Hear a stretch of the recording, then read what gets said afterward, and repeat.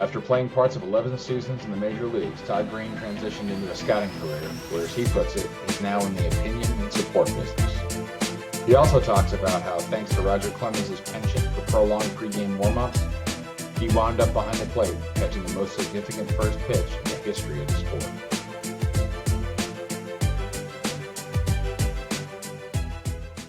You get back to Statesboro much? When was the last time you've been through there?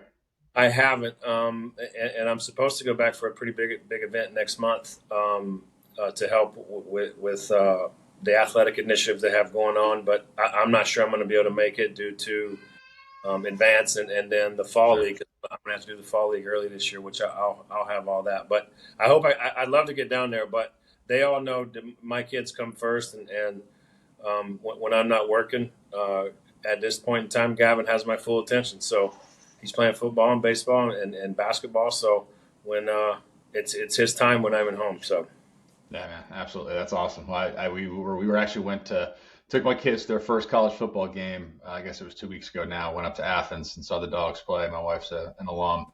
Drove by Statesboro. It's the home of Todd Greene and Cole Swindell. that's it. Luke Bryan. Don't forget Luke. I So didn't yeah, know that. Okay. yeah, for sure. All right, nice. So you've been doing this for a long time, and you played, obviously played at Georgia Southern, played professionally, got to the big leagues, had a successful big league career.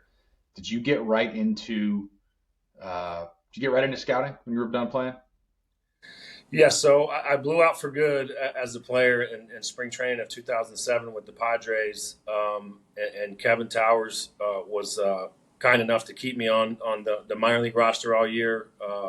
Got through my surgery, got through my rehab, and he called me in maybe June of that year and said he wanted to keep me in the organization in some capacity. Wasn't sure how, at what capacity that would be, and then he called me maybe 2 weeks after the season was over, or maybe a little longer, when Ed Wade ended up leaving the Padres to go to the Astros to be the GM, and wanted me to kind of take over his pro scouting job. So I had a year off to get my surgery in and rehab, and then went into the scouting in 2008. Did you know you wanted to stay in the game when you were done playing? Yeah, I knew I was a lifer, Billy. I mean, baseball was my whole life from as long as I can remember. I mean, I still have all my huge baseball collection, baseball card collection from when I was a kid, and even in high school, I was a pretty good football player too. But on Saturdays and Sundays, I was out in the sandlot playing baseball on the weekends in the fall. So it was in my blood. It's always been in my blood, and more than anything, I love to compete, and this is what I love to compete at the most. Yeah, yeah. What's one thing that you? It's probably hard to limit it to one, but one thing that you learned or know now, sitting on the other side of the fence as a scout, that maybe you didn't know as a player. Did anything jump out at you? Well, it was easier. It was definitely easier when I just had to worry about me, to getting myself prepared, right? So, and I learned that really as a coach in 2009. I was a major league coach in 2009. It's a lot easier to have to prepare one player than make sure all the players have what they need. So, just the totality of the game and being able to sit. Well, and it was a luxury of being a bench player most of my career too. Is I got to watch a lot of games, and I do believe you learn way more about the game watching it than you do playing it. As I said, when you're playing every day, those guys that grind every day, Freddie Freeman's plays every game, and you just don't have time to sit back and digest what you're watching because you have to worry about what you're doing. And so, being able to watch the game and be able to evaluate things is certainly something that I enjoy about it for sure. That's a great point. It's such a long season. I mean, you don't even, spring training, playoffs, sandwiched in between 162 regular season games. There's just so much on the plate. That's a great point about being a bench player. And plus, you were a catcher, right? So it was, you played multiple positions in the big leagues, but you came up, and that's a unique perspective of the game as well. Everybody's in front of you, and so I'm sure that served you well in that transition off the field. Yeah, for sure. I mean, you kind of as which is why a lot of managers throughout the years have been catchers, because you have to pay attention to every little detail of the game, and more importantly, you have to be able to communicate. Especially with back then, we would only have 11 or 12 pitchers on the team. Now most teams have 13, but you have to be able to communicate with all of them, and they're all different. Some you got to yell and scream at, some you got to give them extra love and coddle them. And so it's up to the catcher to figure out which ones are which so you can get the best out of them. And I do believe that's similar to managers being able to communicate with all their players too. Yeah, no doubt. I mean, it's one thing to be an all-star outfielder, but you're half the game you're standing out there by yourself. There's nobody within 40 yards of you, and so Yep. it's another thing altogether. You've got everybody on your team in front of you. You got the whole pitching staff to worry about, and you've got the opponent, 2 feet away from you at the same time. So you're just through nothing but osmosis, you're going to pick up some tendencies and some things about the game. Yeah, for sure. Well, like you just said, the outfielders and all the other infielders, in between pitches, they're thinking about their last at bat or their next at bat, or hopefully some of them are thinking about where they're going to throw the ball if it's hit to them. But as a catcher, you got to think about the next pitch. You have to read and react to what pitch just happened. You have to read and react to the guy that's on deck, to the guy that's in the hole, to who's live in my bullpen tonight, who's shut down in my bullpen tonight. So there's never a dull moment for a catcher, which I do believe that has helped as a scout that you could stay focused on every little detail of the game, which I don't believe. I know other positions don't have that. So I think that's the unique perspective of being the catcher for sure. Yeah, I noticed that. I mean, I played through college and noticed that when I got into scouting, just that some of it just came easier to me than seemingly some other younger scouts. Partly because I was just used to looking at more things, multiple things at once. Right. And it's like anything, right? You take it for granted when that's what you do and what you are accustomed to.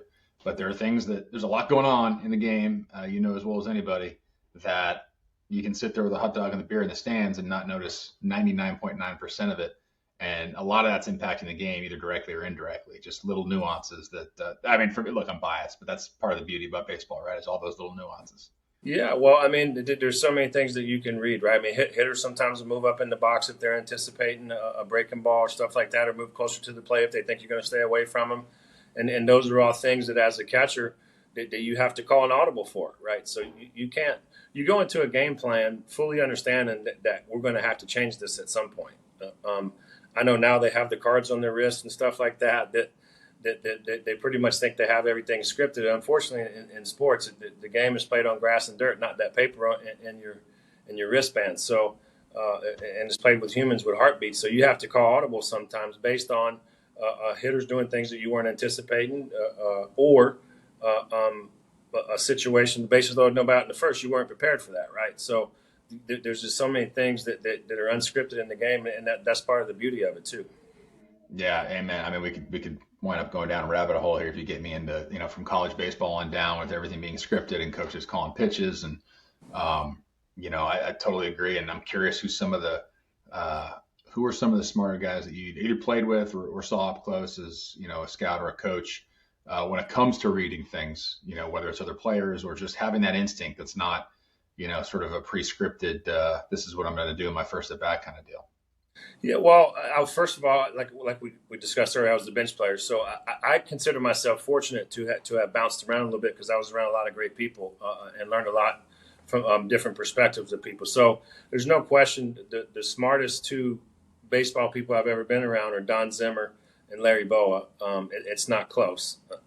Zim is kind of in a class by himself, but Larry Boa is right there. And then from players who had impacts on me is guys like Dave Hollins and Gary DiSarcina early in my career, Chuck Finley. And then I bounced around and learned different things from different people, whether it was the way Derek Jeter was a leader. He's the true definition of what a captain of any sports team should be. So I was just lucky to be around a lot of really smart people. Obviously, being around Buck Showalter, who I believe back then, he was never going to get outmanaged. Now, all the decisions may not work out, but he was sharp and on top of it. So, and when you talk about guys like that, I mean, they impact you. I think most players would say it's someone they played with when they first got to the big leagues that impacted them the most, because right. you're really just kind of a blank canvas at that point and soaking it all up. And the difference in player development is during player development, you're focused on getting yourself to be the best player you can be. Well, when you get to the big leagues, it's about winning. It's not about you anymore. And so there's a lot of things that you're not necessarily get harped on in the minor leagues or focused on when you're in the minor leagues. But when you get to the big leagues, it doesn't matter about you anymore. It matters if the team's winning. So, and I was lucky to have great veteran players, like I said, Dave Hollins and Gary DiSarcina and Chuck Finley, those kind of guys to teach me and guide me along the way. Yeah, it's incredible what kind of impact that can have on a player, and you probably, I don't know, did you realize that at the moment? Did you know it that like, I'm just gonna sit here and soak this up, or was it more sort of looking back on it, you can appreciate it? Well, I think I was a sponge. Right? Again, it's different. Again, I was a 12th round senior signed for $5,000 who made myself a top prospect really fast and got to the big leagues relatively quick. And so I always just looked at myself as a sponge, man. I was soaking it all in. I showed up every day, ready to work and learn, and never took anything for granted. So, but that's part of my upbringing, the way my mom and dad raised me, and certainly I was lucky to have great high school and college coaches as well. But just I knew I was a sponge, and I wanted to learn as much as I could. So I was open to anything and everything that I could learn. Yeah, sure. And I know you're involved in the youth space as well. With some of the what age groups are you dealing with the TGD decks? We have 9 youth through 17, Okay. and it's a lot of fun. I started out for my older son when I got done playing, and just the travel baseball landscape is so, I guess, crazy is the right. It's not the Yeah. best word, but it's the right word I can say on here. But and so I just didn't want my son to have to go through all that stuff, and then the craziness of it, even back then, kind of made it a competition with me. And then, like I told you before, it I like to compete, so don't try to start a competition with me. So yeah, it's been fun. I enjoy the competition of it. I enjoyed teaching of it. We ran our first fall practice last weekend. We run it like a minor league spring training. We have a bunch of kids on the field at the same time, and I'm out there teaching them all the little details that I was taught along the way. So the one thing I learned after I got done playing and started coaching the young kids is assume nothing, right? So there's so much stuff that is innate in me that is what is now instinctual, but I forgot I was taught those things at some point. So I think there's two kinds of bad coaches, right? The ones who forgot how hard the game is, and the ones who never knew. So I try to not to be either one of those for sure. You talk about being a sponge, paying attention, listening, appreciating, kind of embracing your role as a bench player in your big league career. Um, and then you get to, a 10U team where, kids have got, social media and all this other stuff going on in their life. Um, where are kids at right now with I don't want to say attention span, but, you know, willingness to learn and openness and the things that you're teaching? I mean, obviously you've got a resume that is going to catch a kid's attention if they're serious about baseball and want to learn and get better. But once it starts, what's your overall impression of of the kids now as opposed to 10, 20 years ago?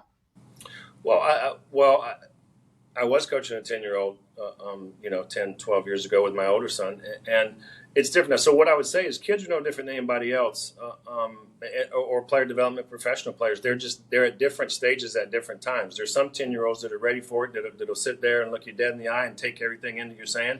And there's some that aren't ready for that yet. It doesn't mean they're not good players or won't be good players. It just means from an emotional and mental standpoint, they're not ready to pay attention to it yet. And so I think you have to coach them all accordingly. You have to have guidelines, just no different than a first grade teacher would have, right? So you just have to be patient with the ones who need patience, and the ones who are ready for it. Then those are the ones you push. Those are the ones you try to excel in to learning new things, different things about the game, and try to get them ahead of the curve for when they get to the big field. So um, I think it's just that simple. The ones that are ready for it, you kind of give it to them, and the ones who aren't, you bring along at their pace. Yeah. Yeah, and look, and knowing you the way I do, my guess is your approach is probably pretty simple and rooted in fundamentals and competing. And with all the other stuff that's going on out there, right? With analytics and technology and all this stuff that is great as a supplement and as a tool, we got to remember how to play the game. We got to remember how to go about getting better. That's an assumption on my part, but I feel pretty comfortable making that assumption with you. Well, there's no doubt that we keep it simple. And again, my college coach, Jack Stallings, used to say it best. It's simple, but it ain't easy. Don't confuse those two words. So the more simple you can make it, then the easier it becomes. And so every aspect of the game that I teach is to keep it very simple, right? And so the game has become complicated. It's become so much, the water has been muddy, put it that way. And so, and it's no different than it ever was. I wanted to be emulate and be like big leaguers too when I was a kid. So these kids want to do things that the big leaguers are doing, and which is not always a good thing because I've never seen a 10-year-old play in the big leagues, right? So maybe in a movie one time, but the big leaguers were 10-year-olds at one point too, going through the same steps and processes that these 10-year-olds are today. So I do try to keep it simple, make them understand. Let's be a good 10-year-old. Let's don't try to be a big leaguer at 10. So again, it goes back to the simplicity of it. Yeah, no doubt. No, it's a good way. It's a good way to put it. And yeah, but we all did it. We all emulated our favorite batting stances, and tried to be whoever we want to be when we grow up. And we had to rely on whatever game of the week happened to be on, or whatever station we could get clearly. These kids can watch anybody they want at any time, and highlights and the whole thing, and look at their launch angle and their exit velo and all this other stuff, and compare it to big leaguers. And yeah, I mean, there's a lot to be said for. And I love the simple and easy contrast, and it's a good one, I think, for anybody to kind of keep in mind. Yeah, for sure. And again, all those things, where I'm from. I mean, I could be accused of being old school. I don't like that term. I think it has negative connotations. I'm just a baseball guy. So the game hasn't changed for a long time. The way people view it has changed, but the game itself hasn't changed. So the players are bigger, stronger, faster today, but that's about it. Yeah. Yeah, I'm curious about that actually from your perspective, right? I look at how hard guys are throwing, how fast they are, really like statistics aside, because that's kind of separate, right? That's production, that's performance, that's not tools. But it's not just baseball, right? It's guys are jumping out of the gym in the NBA, and guys are benching, crazy numbers and running 40 times you've never seen before for 300-pound line. Like it's all sorts of crazy stuff going on. I mean, at what point do you think we hit a plateau? Do we say, okay, that's as far as we can take this from like an evolution standpoint? The game doesn't change. You get bigger, faster, stronger. You put on more muscle, but your ligaments and your bones aren't necessarily tracking with the physical development of your muscles. So it's like you're dealing with kids at the youth level, all the way up to the big leagues, and it's all kind of the same thing, right? Like you're all trying to accomplish the same thing, which is maximize human potential in your body and all that, and squeeze every drop of talent out of you. I'm curious about like just the evolution of physically where the game's gone from, maybe even just from when you were playing. Well, I think one thing. Well, first of all, the radar guns are juiced. The balls are juiced. So there's more guys throwing hard today, but they're not throwing harder than when I played. The guns are definitely 3-4 miles an hour different, maybe more, depending on what stadium you're at, right? So, and the other thing is what is tolerated by general managers has changed. So guys now will come up and throw the ball over the place and throw 98 miles an hour and be 3-2 on every hitter, and that's tolerated. But when I played, that wasn't tolerated. We called them carnival guys, right? So yep. The guys they were never going to come to the big leagues that threw really hard because they couldn't throw consistent strikes. Well, more and more of that is being tolerated now. So more and more guys are just trying to grunt and throw as hard as they can every pitch because they think that they're going to get a chance if they throw 98, 99 miles an hour. And in most cases, they probably are. But so I think, again, I don't think much has changed. It's just what we tolerate now has changed. So more guys, instead of trying to learn how to pitch, are just trying to throw it hard and hope the hitters miss it. And so I think that what we've tolerated has changed more than actual guys that throw hard. But to your point about the training and the guys getting bigger, faster, stronger, which is all true, but I can't statistically back it up, but it just seems like more guys are getting hurt too, and so I don't know where that balance is, but I do know this: we have to keep our best players on the field. Our game needs our stars to stay on the field, and so whatever we have to do to keep our stars on the field, the game of baseball needs it. Yeah, absolutely. That's an interesting point about the carnival throwers, and AAA was littered with guys throwing 98, with no idea where it was going forever. And now those guys are littered throughout the big leagues. Yep.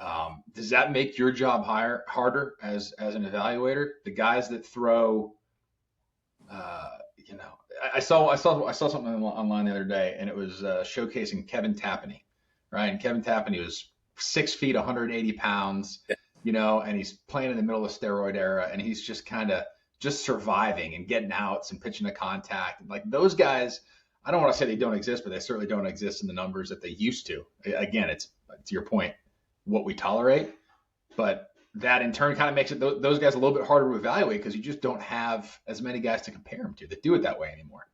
Yeah, well, and it's not valued, right? Because the spin rates now, and again, it's what we tolerate and what we want to reward. Well, I like rewarding guys to get outs and Right. keep the game moving and keep the defense on their toes. And the pitch clock has helped a couple of things, but I think back to pitchers when I played that worked really slow, like Steve Traxel, Hideo Nomo, those type of guys, and they worked really slow and never had runs scored for them. They never had those plays made. Those great plays were never made when they were pitching. Well, that's not a coincidence, right? So, Right. like you mentioned, Tapani, this guy threw a ton of strikes. Brad Radke, all those guys threw all these strikes.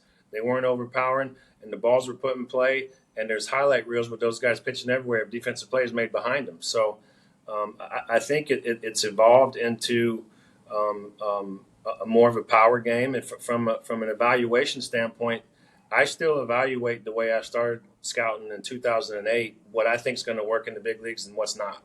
And so, as you know, sitting in our meetings, I was brutally honest with, I'm in the opinion business and the support business, not the decision business. So I'm going to give you my opinion and support whatever decision's made. And so I have evolved as a scout. I use an iPad now instead of paper and pen, right? So I've evolved, but the way I see players is not going to change. I try to make the best decision I can on what's going to impact our major league team for a 3-year span, and that's the way I evaluate players. Not just what they are today, but where they're going to be 3 years from now. And then we have very good decision makers to make those decisions, not me. And I like it that way. Yeah, yeah. No, I've definitely sat in on meetings with you, and you're going to voice your opinion, and look, that's the beauty of scouting, man. Like that, you can almost do anything if you script it out and say, okay, here's your velocity chart, here's your spin rate chart, here's all your measurables. Go scout. You can scout that game, if you're just looking to fill out numbers into a box, but connecting those dots, having an opinion, and yours, you were one of the best that I've been around in doing that, having an opinion as to the why, not just the what. Like, why is this guy going to be successful? What's going to happen? I know it doesn't look traditional or it doesn't wow you, but here's how he's doing it. Here's why he's doing it that way.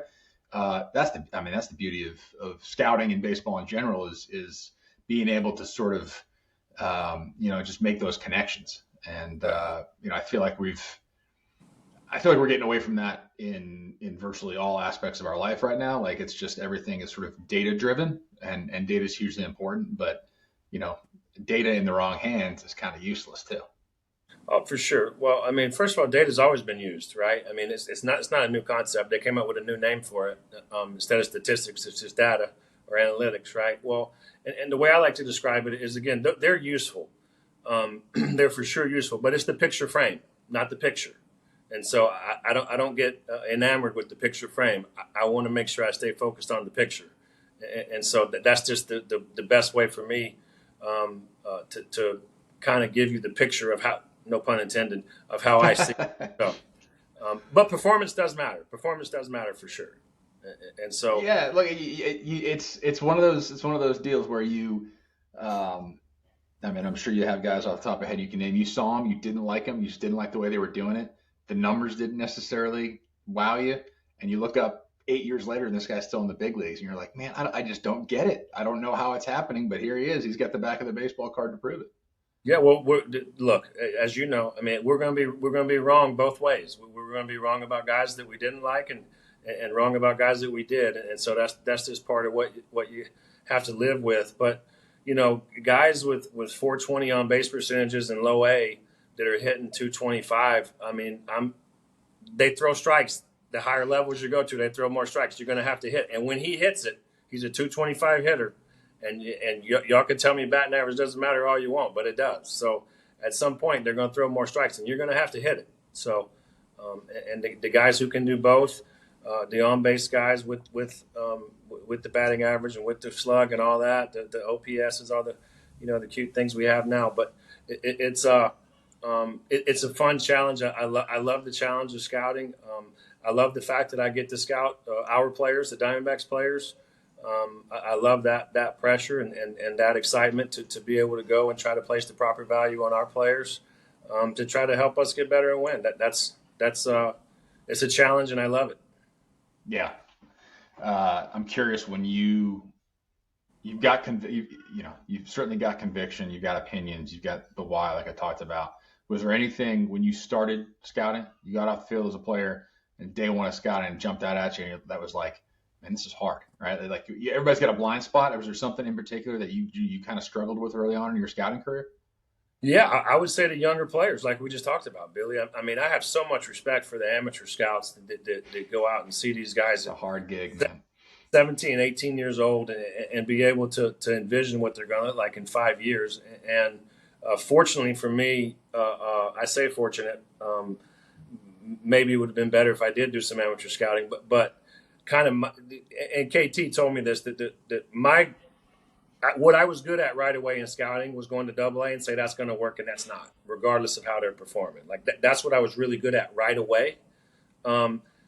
And then as I've been scouting now for a long time, it's I kind of enjoy the yes or no when they're 18 and 19 years old too. So it's but I tell you what it does. Like I said, it gives me so much respect for the guys who did the amateur scouting for so long and still continue to do it to be able to project these skinny 17-year-old kids that they're going to be Hall of Famers one day. So it's definitely hard and no different than the pro and major league scouting that I've always done. They have their swings and misses too. If you don't have swings and misses, that means you sat on the fence your whole scouting career, and that's not good either. Exactly right. Exactly right. What do you think the biggest misconception is about scouting or what you do day to day? Someone, whether it's somebody in the game or outside the game. Well, I think a lot. Well, I got to be careful how I say it. Did some people believe the analytics tell the whole story again? And so it just doesn't, right? And so people can believe that. I know certain teams have eliminated a lot of scouts and doing stuff based on analytics. I just think the more times and the more history you have with players, the more times you're going to be right about players. And so I just think, and I think maybe it's coming back around a little bit, Billy, where you're seeing more and more scouts in the stands, which is refreshing to see. I think people respect scouts. I think a lot of the casual fans and fanatical fans appreciate scouts and understand them, and they're always very kind when we're in the stands and they ask really good questions. So it's I think scouting has been a staple of baseball for 160 years, and I don't think it's going to stop. Yeah, I hope you're right, man. I hope that I'm glad to hear that you're seeing more scouts in the stands because I worried. I've been out a couple of years now, but even when I was still working the game every day, worried that this generation of scouts is getting pushed out the door, and it's once you kind of sever that institutional knowledge out of the game, it's not coming back. There'll always be guys that you can hire and call them a scout. That doesn't mean that they can scout or have the experience to add that value. I mean, it's a unique value.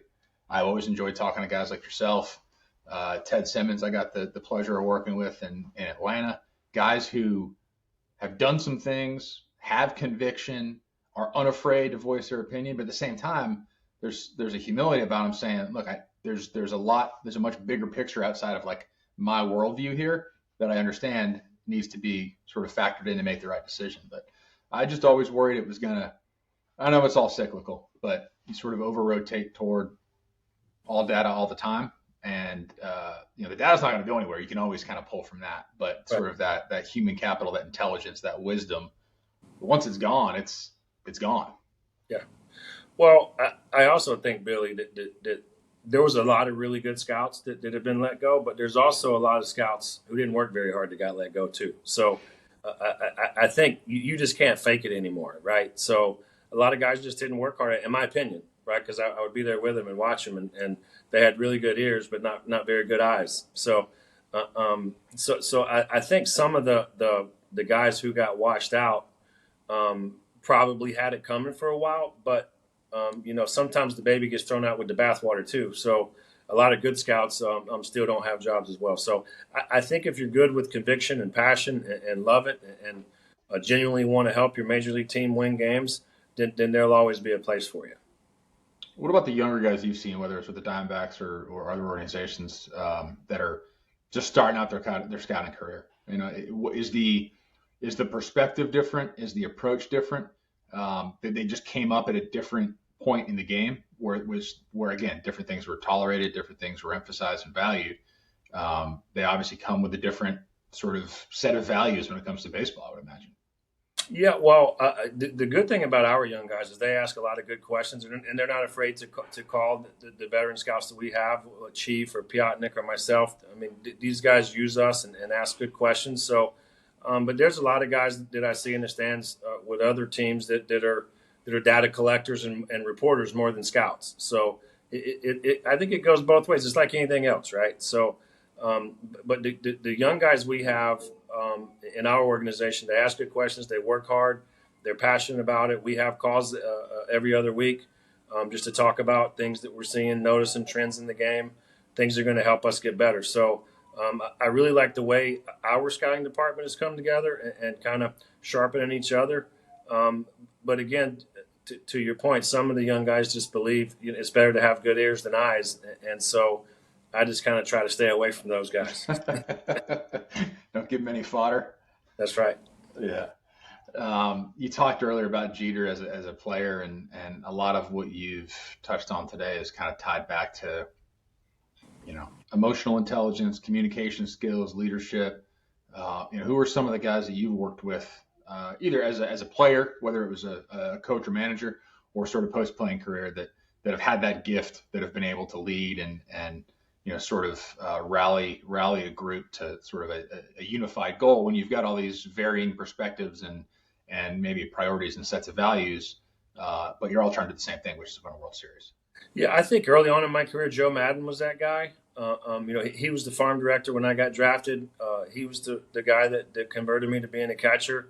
And then when I first got to the big leagues, he was the bench coach. And so I think just the positivity that he brought to a clubhouse and to a team, and certainly having a relationship with him from the moment I got into professional baseball to the day I broke into the big leagues helped. But Joe was very big early on in my career. And then when I got to Toronto with Cito Gaston, he gave me the best hitting advice I ever had because I could hit anybody's fastball for the most part, but so I didn't see very many. I got a lot of breaking balls, and so Cito Gaston said to me one time, he said, "Greene, you need to keep your swing going when you recognize the breaking ball." He said, "You've been told your whole life to stay inside the ball and keep it fair." He said, "No, keep your swing going. If you pull it foul, you're not out. Keep your swing going, and you're going to do good things." And his point is if you try to slow your swing down and alter your swing, you're going to get yourself out. You're going to jam yourself a lot. And so on the breaking balls, just keep your swing going. If you pull it foul, so what? And so that was really the best hitting advice, the one single bit of hitting advice that I ever got. And I try to pass that along today to young hitters who have these guys that say, "Hey, all you have to do is just stay back and hit the breaking ball the other way." Oh, it's that easy. Right. So, right. I wish I had known that when I played. Right.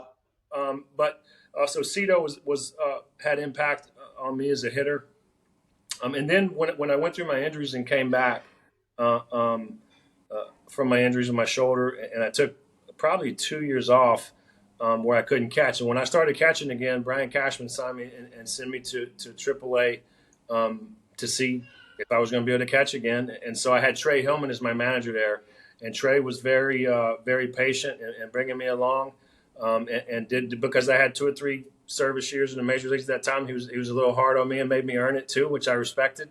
And so there's just so many guys along the way at different phases of my career that I just seemed like I had the right guy at the right time to help me continue my career and so forth. And then Fast forward to get into Colorado, Jamie Quirk was awesome and showed me some little bitty things. I'm I don't know 6 7 years into my career that would help me be a better catcher as I started to age and slow down. You have to do things a little differently, and so guys like that who meant a lot to me in my career. And obviously, I'm done. I've been done playing 17 years now.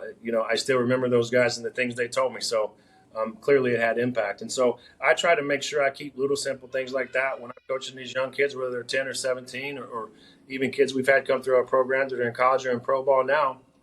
They'll check in with me, and I just try to encourage them and give them little bitty tidbits that help me make it through tough times and stuff like that. So, but those are the guys, man. You just remember them. Yeah, yeah. It's I love talking to guys that whether you get 15 years in the big leagues or you never got there. The way folks talk about the people that impacted their careers. I know KT always used to love asking people the scout that signed him, right? What was the guy's name? And it was a Yep. huge red flag for him if he couldn't name it, right? Right. I don't care Right. how long ago it was he drafted. No doubt. But yeah, it's that path and baseball is such a it's such a mental game, right? It's a game of mindset and adjustments and keeping it simple, and there's so much like you have the skill set, you have these tools, you have this ability to get you, in your case to the big leagues, right? And now all of a sudden you're going to sort of, using the Cito Gassner analogy, you're going to start changing your swing, which is what got you here, on a break it. Like that seems like a bad idea. Like when you step back, when you zoom out and you're like, hey dude, why am I going to change like the one thing Yeah. I'm best at, Yeah.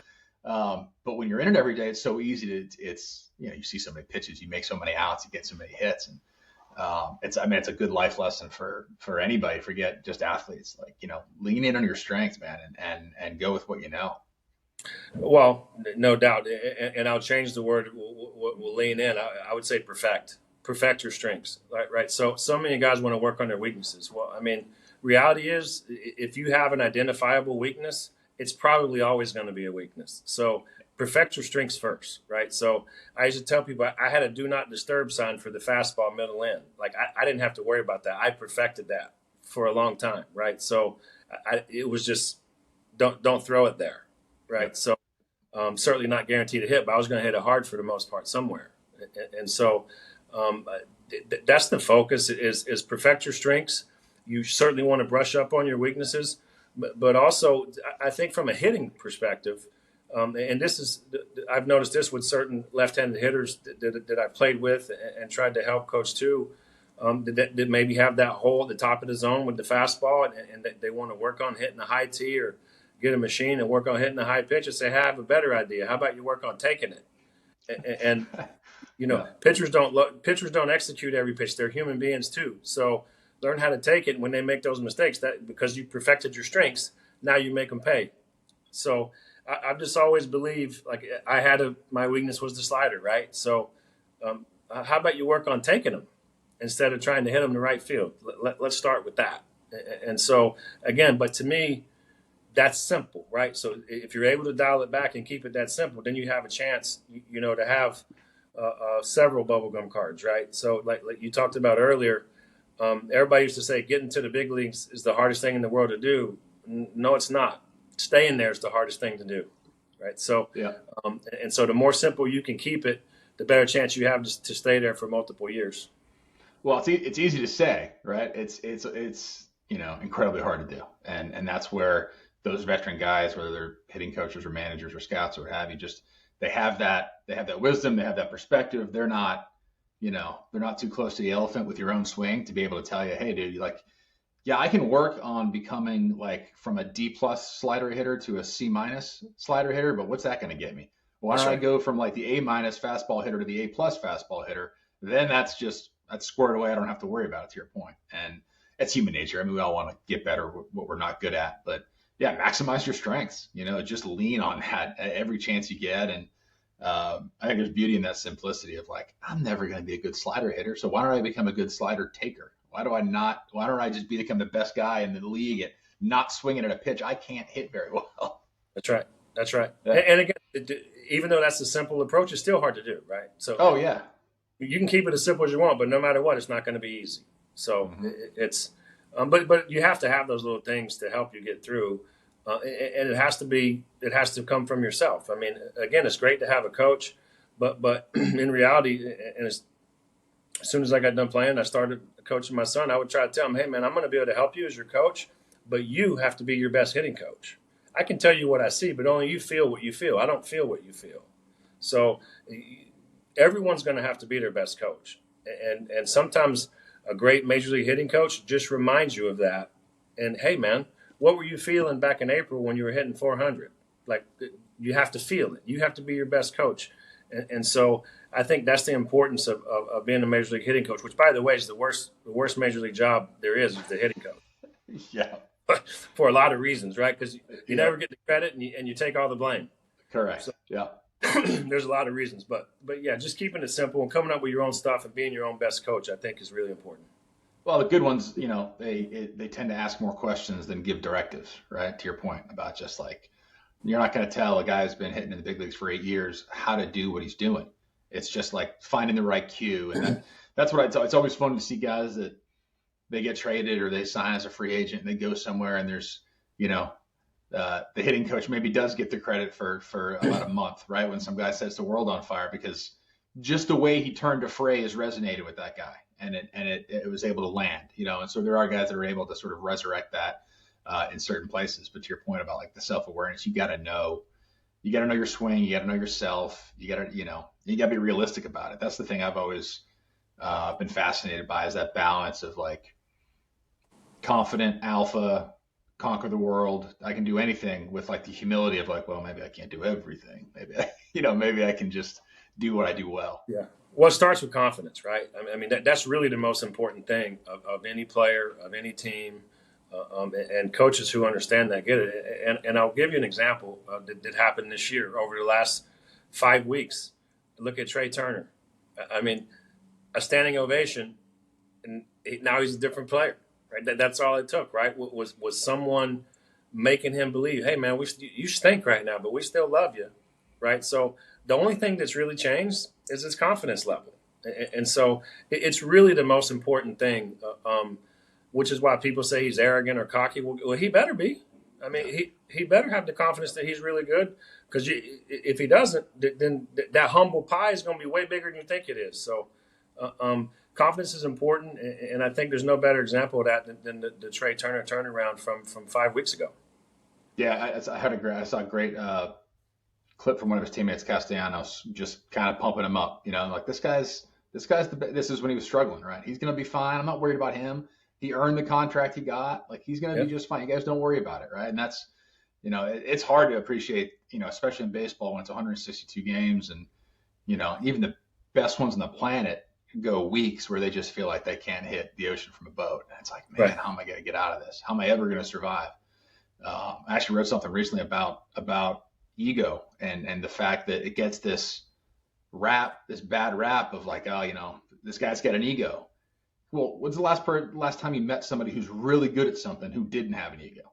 Right. Like that's part of what drives you. Now you can still be an ass. You can still let it get the best of you and have too much of an ego and no humility. But you're damn right you should have an ego if you're good at something. Otherwise, where's that confidence coming from? That's right. It's the most important part. You have to have the confidence, and you can still be a good person and have an ego. Yeah, man. You talked about 01, you go to the Yankees, right? And I feel like we just passed the 22nd remembrance of September 11th, which is kind of hard to believe. But you were the recipient of, in my opinion, not just like the most famous, but the most important first pitch in baseball history from George W. Bush post 9/11 when the World Series got back to New York. Talk to me about that, man. It had to be surreal. Yeah, I mean, it's it is hard to believe it's been 22 years, but it's one of the. I would agree with you. It's the most important first pitch we've ever had. I think it signified to our entire country that we're going to start the healing process and we're going to do it together. And Billy, I can't remember a time we were more unified as a country at that time. Since then, so it was obviously a huge honor for me to be a part of it. and not just what it meant at that moment, but what it meant to the city of New York, because New Yorkers are so resilient, but they were knocked down, and that was the thing that we're getting back up, and we're going to heal, and we're going to do this together. And so for me to be a part of it was really cool, man. It was a big deal for me, for sure. When did you find out you were the guy that was going to catch it? Well, I wasn't supposed to do it. Jorge was supposed to catch the pitch, but Rocket was pitching that night, and as he often would, he took a little extra time in the bullpen before he got in. And so President Bush is actually walking on the field, and Jorge's not in there. So I just grabbed my glove and ran on the field. So there was no buildup. There was no. So you got Clemens to thank for being part of history. For sure. So, but yeah, there was no build up, no time to be anxious or nervous about it. And so, did just like I normally would. I mean, I have my glove sitting on the top step for a reason, right? Whether it's to go out in between innings or go catch the first pitch or whatever. So President Bush is walking down the field and Jorge's not in there. So I just grabbed my glove and ran on the field. And, obviously the framing metrics were off the charts. Spin rate through the roof. Yeah. Yeah, so there really there was no build up, there was no plan or anything. It just kind of evolved into me doing it. Well, I got to see the video, several times over the last few weeks, and I love the one where Bush is telling the story about Jeter telling him not to bounce the ball, and the story of asking him where he's going to throw the pitch from the front of the mound or from the rubber, and giving him some not so subtle advice. You better throw it from the mound, or they're going to boo you. Yeah, he did. And the thing about that is when President Bush landed outside the stadium, wherever you were at in the stadium, you were stuck there because everything was shut down. And so Derek was down in the cage. And so when President Bush said he wanted to go warm up a little bit, that's how all that came to be. So the rest of us were locked into the clubhouse. So either way, again, the captain giving real advice, right? That's what he did. Yeah, man, that's serendipity right there. With it happening the way it did, I didn't realize that part of the story, but I got goosebumps. I still get goosebumps when I watch it. You've been, in the game forever at this point as a player and as an evaluator, and you can get numb. It's pretty easy to get numb to kind of the impact that sports can have on people. And that is as good of an example as anything I could think of, where it sort of officially kicked off the healing process is what it felt like at the time. And, it's America's pastime, and it was the New York Yankees. And, man, I grew up in Boston, and for the first time ever, I found myself rooting for the Yankees just because, of everything that had gone through, and it just felt right. I'm like, if they're ever going to win a World Series, this should be the year, Yeah. And the ultimate irony is they seemingly won every year except that one. The one year I'm there. Yeah. The one year you were there. It's the curse of Todd Greene. Yeah. But yeah, man, it was such a, it's still surreal for me to watch it, and I wasn't the guy who caught the pitch, so I can't imagine what that's got to be a memory you're going to hold with you forever. Yeah, it was, it was such a great World Series. Got to be, in the top 2 or 3 best played World Series. Reality is the Diamondbacks should have swept us, but the 3 games in New York were exactly what that city needed. It's what our country needed. But to lose the way we did with Mo on the mound, it was, certainly not a fairy tale. But the healing part, and I think that was definitely one of the parts of the healing. And I do believe that the Mets' first game back, because they were the first team back in New York to play. So I think that first game back with the Mets and then having President Bush there for Game 3 of the World Series were definitely 2 of the biggest moments to keep that healing process going. Yeah, and I think you're spot on that we were so unified as a country, and it lasted for a while. It felt like it was the ultimate perspective changer for everybody to live in a post 9/11 world and realize what really mattered, and how to treat each other, and the incredible stories that came out of that, and to have that sort of moment of catharsis with a stadium full of people screaming, and the president of the United States throws out the first pitch. I mean, it sent a very strong message. I felt. I remember at the time. I still remember it. So, and it was. I mean, I met you years and years later and realized, like, holy shit, you're the guy that caught the ball, aren't you? You Yeah, know. yeah, yeah. Well, for sure. And again, fortunately for me, I was there, and like the never forget is not just a punchline for me. I will never forget how I felt that day. I'll never forget seeing the missing person signs, literally thousands everywhere you went. I'll never forget being able to feel the ground shake when building number 7 fell from across the river where I was living. So there's so many things that never forgets real for me. It's not a punchline. And so to your point, being a part of a healing process like that was really cool for me and something I'm very proud of. Yeah, as you should be. Look, there's a lot that I think the world can learn from sports. It's why I try to share conversations like this, because I think that even if you're not a sports fan or you don't know anything about baseball or other sports, there's a lot of lessons and a lot of values that can serve you well, in your life and in business. I mean, you're a guy who has spent, you said you're a lifer, right? You've played, you've scouted, you've done a lot of things in the game, but you've also got, granted it's a baseball business, but you've got sort of a side venture in the youth sports space. Like what lessons do you think the business world can glean from pro baseball or baseball in general that are really tangible, valuable lessons? I really believe it's everything's a competition, right? So if you want to have a successful business, you have to be able to compete with competing companies or businesses that do the same thing you do. So if you strive to be the best at what you can do, if you strive for perfection, understanding you can attain it, but you attain the level of success and ability to compete in a space. That's what it's all about. What are you willing to do to get better? What are you willing to do to make you different than the other person in the room that does the same thing? I mean, there's always a separator. And so if you always have that respect for everyone in the room, but also that desire to be better or at least be as good as the best one in the room, then you have a chance to succeed. So I just think too many people take stuff for granted and they're not willing to learn and they're not willing to evolve.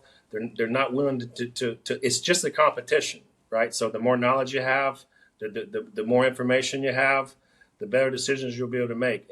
And I think that's the same as being a baseball player. What are you willing to do to be better than the next guy? So, and I think, I only had one guaranteed contract, Billy, in 12 years. So I had to make the team every year. Well, there were other catchers there competing with me that we would help each other every day, right? So we were trying to help each other be better. There was 30 teams, and that means there has to be 60 catchers. And what can we do to help us with our careers? And I have a fond allegiance to the backup catchers. And I do the baseball immaculate grid every day, right? And so when I see these teams, I'm thinking, who was the backup catchers, right? So, back when I played. So it was it's just a competition to see who was going to make the team. But throughout that competition, we helped each other try to get better at whatever it was. We talked about mistakes we made during the game or if we could have called a different pitch or whatever. And so it's not a competition where you're trying to keep something from the next guy. You have to be able to take the same information and just be better at it. And so to me, the competition is what drove me.